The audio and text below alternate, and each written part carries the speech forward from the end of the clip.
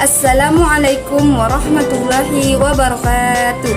Pada kesempatan kali ini, saya akan menjelaskan apa sih itu pengelolaan pembelajaran dan faktor-faktor yang mempengaruhi pengelolaan pembelajaran. Pengelolaan pembelajaran adalah serangkaian kegiatan merencanakan, mengorganisasikan, memotivasi, mengendalikan, dan mengembangkan segala upaya di dalam mengatur dan mendayagunakan sumber daya manusia, sarana dan prasarana untuk mencapai tujuan organisasi agar bisa tercapai hasil yang optimal. Adapun beberapa faktor-faktor yang mempengaruhi pengelolaan pembelajaran. Faktor kurikulum. Kurikulum diartikan sebagai sejumlah kegiatan yang diberikan kepada siswa.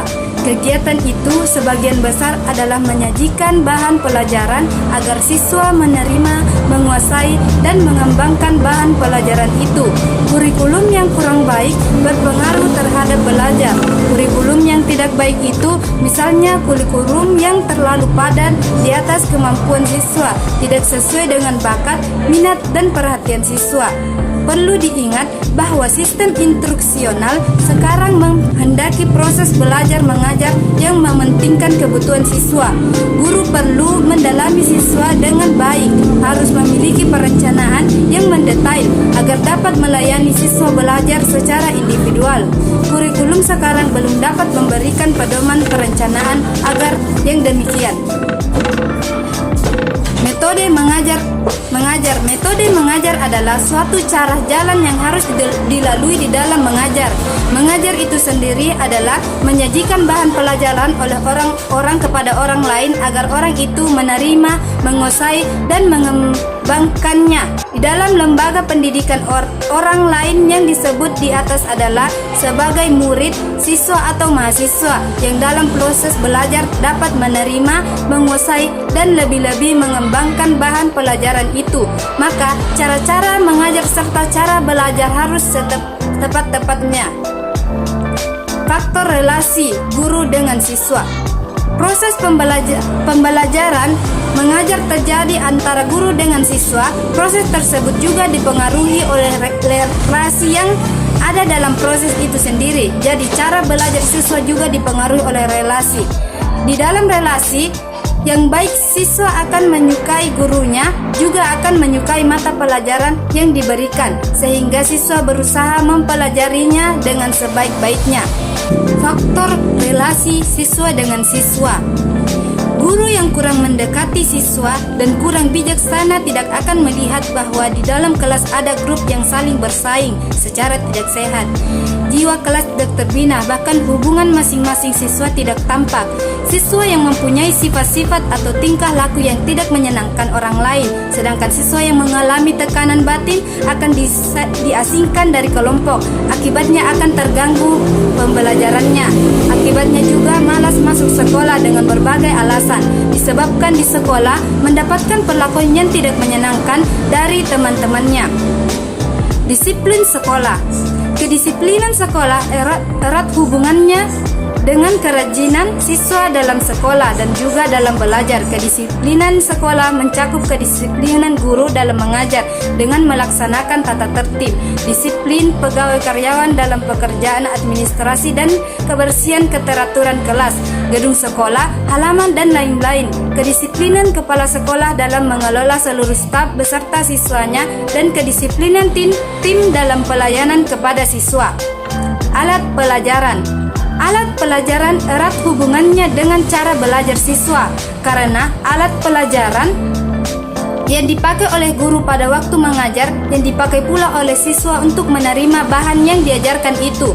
Alat pelajaran yang lengkap dan tepat yang akan memperlancar penerimaan bahan pelajaran yang diberikan kepada siswa. Jika siswa sudah menerima pelajaran dan menguasainya, maka belajarnya lebih giat dan lebih maju.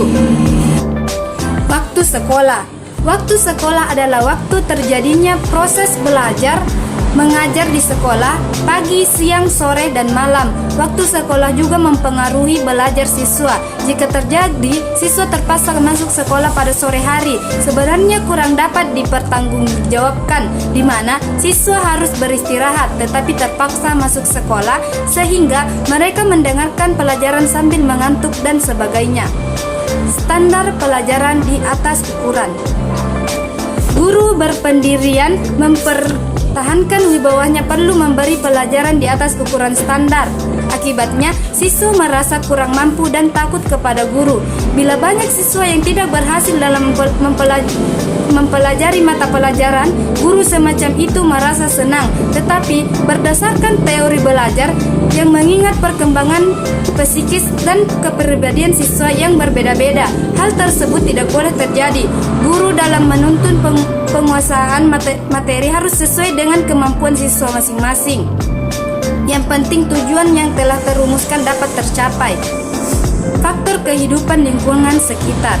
Kehidupan masyarakat sekitar perlu untuk mengusahakan lingkungan yang baik agar dapat memberi pengaruh yang positif terhadap anak, sehingga dapat belajar dengan sebaik-baiknya. Tempat belajar hendaknya tenang, jangan diganggu oleh perangsang-perangsang dari sekitar. Faktor guru. Guru adalah pelaksanaan utama penerapan pembelajaran tuntas yang meliputi penempatan tujuan pembelajaran. Faktor peserta didik. Peserta didik dalam belajar tuntas harus memiliki sifat mandiri, ketahanan fisik dan mental dalam belajar, semangat mencari ilmu yang tinggi, bersungguh-sungguh dalam belajar, dapat belajar secara mandiri, dan memiliki sifat proaktif dan mudah berkomunikasi dengan yang lain untuk mendapatkan ilmu. Jadi faktor guru dan peserta didik sangatlah berpengaruh pada ketuntasan hasil belajar, karena guru sebagai pelaksana utama penerapan pembelajaran tuntas dan peserta didik sebagai subjek dan objek pendidikan. Kegiatan pengajaran. Pola umum kegiatan pengajaran adalah terjadinya interaksi antara guru dengan anak didik dengan bahan perantaraannya. Guru yang mengajar anak didik yang belajar, maka guru adalah orang yang menciptakan lingkungan belajar bagi kepentingan belajar anak didik. Strategi penggunaan metode mengajar amat menentukan kualitas hasil belajar mengajar. Bahan dan alat evaluasi. Bahan evaluasi adalah suatu bahan yang terdapat di dalam kurikulum yang sudah dipelajari oleh anak didik guna kepentingan ulangan. Biasanya bahan pelajaran itu sudah dikemas dalam bentuk buku paket untuk dikonsumsi oleh anak didik. Guru yang membuat perencanaan yang sistematis dan penggunaan alat evaluasi. Suasana evaluasi pelaksanaan. Evaluasi biasanya dilakukan dalam kelas masing-masing. Selama pelaksanaan evaluasi, selama itu juga seorang pengawas mengamati semua sikap gerak-gerik yang dilakukan oleh anak didik. Itulah tadi pemaparan dari saya Nursila Sekina. Wassalamualaikum warahmatullahi wabarakatuh.